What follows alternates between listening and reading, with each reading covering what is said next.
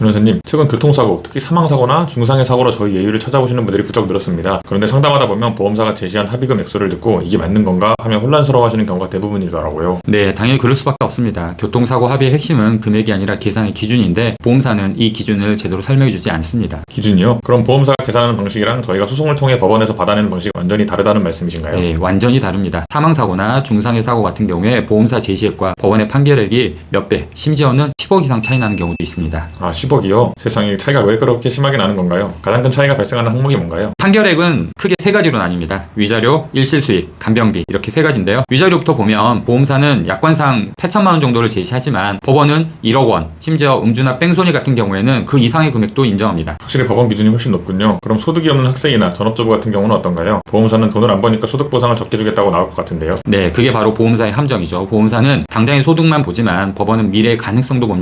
예를 들어 의대생이 사고 당했다면 법원은 미래의 의사로서 벌어들일 소득도 배상하라고 판결합니다. 실제로 저희가 다투는 부분도 바로 이 잠재적 소득을 얼마나 입증하냐에 있습니다. 그렇군요. 그리고 아까 말씀하신 간병비 차이도 엄청나다고 들었습니다. 네, 이게 가장 큽니다. 보험사는 간병비를 길어야 60일 정도만 줍니다. 그런데 평생 휠체어를 타야 하는 피해자에게 60일의 간병비라니 말도 안 되죠. 법원은 필요하다면 평생 죽을 때까지 간병비를 모두 인정해 줍니다. 계산해보면 보험사가 600만 원 정도 줄 때 법원은 10억이 넘는 금액을 인정한 셈이니 차이가 어마어마하게 납니다. 설명을 듣고 나니 보험사가 제시하는 금액에 덜컥 합의서 도장을 찍으면 절대 안 되겠다는 생각이 듭니다. 맞습니다. 교통사고 합의는 누가 더 불쌍하냐가 아니라 누가 더 구체적으로 입증하냐의 싸움입니다. 수많은 사망, 중상해 사고에서 승소를 이끌어낸 비결도 바로 그 입증의 치밀함에 있습니다. 네, 억울한 사고를 당하신 분들 혼자 고민하지 마시고 저희 예율의 문을 두드려 주셨으면 좋겠습니다. 네, 평생에 한 번 있을까 말까 한 사고, 그 막막함을 잘 알고 있습니다. 보험사의 전략에 휘둘리지 않도록 법무부의 예율이 여러분의 든든한 파트너가 되어드리겠습니다.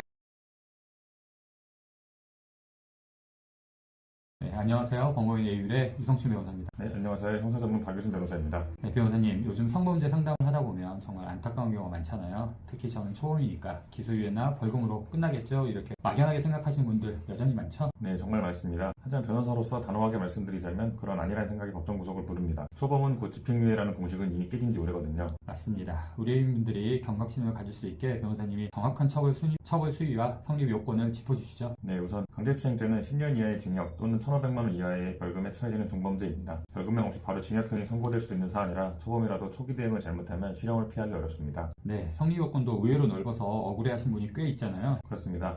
꼭 폭행이나 협박이 있어야만 성립한다고 생각하시는데 법원은 그 범위를 굉장히 넓게 보고 있습니다. 예를 들어 길을 걷다가 갑자기 신체를 만지는 기초행위의 경우 그 행위 자체를 폭행으로 간주해서 강제추행이 성립됩니다. 네, 결국 어떻게 입증하냐고 관건인데 최근 박 변호사님이 담당했던 사건 중에 딱 들어맞는 케이스가 있잖아요. 채팅앱 만남 사건 기억나시죠? 네, 기억합니다. 의뢰인이 채팅 어플로 여성을 만나 집에서 술을 마시다가 여성이 잠든 사이에 추행했다며 고소당한 사건이 있었는데요. 밀폐된 공간이라 의뢰인에게 굉장히 불리한 상황이었습니다. 네, 그런 경우 피해자 진술이 유일한 증거라 방어하기가 쉽지 않은데 어떻게 무혐의를 이끌어내셨나요? 저는 사건 전후에 맥락에서 답을 찾았습니다. 당시 피해자가 잠들기 전에 의뢰인의 편한 옷을 빌려 입고 잠을 잤다는 사실에 주목했거든요. 네, 그렇죠. 상식적으로 성적 위협을 느낀 사람이 가해자가 주는 옷으로 갈아입고 자는 거는 흔치 않으니까요. 정확합니다. 성적 수치심이나 공포심을 느꼈다면 남자의 옷으로 환복하고 편하게 잠들 수 없다는 점을 경험치에 비추어 강력하게 주장했습니다. 결국 검찰에서도 이 주장을 받아들여서 증거 불충분, 혐의 없음 처분을 내렸습니다. 네, 역시 디테일을 놓치지 않은 덕분에 억울한 누명을 벗을 수 있었네요. 이처럼 강제추행 사건은 첫 단추를 어떻게 끼우느냐가 정말 중요한 것 같습니다. 맞습니다. 변호사가 상담부터 재판까지 직접 관리해야 놓치는 증거 없이 제대로 방어할 수 있습니다. 예, 지금 이 순간 억울한 혐의를 받고 계시거나 법률적 도움이 절실하신 분들은 언제든지 저희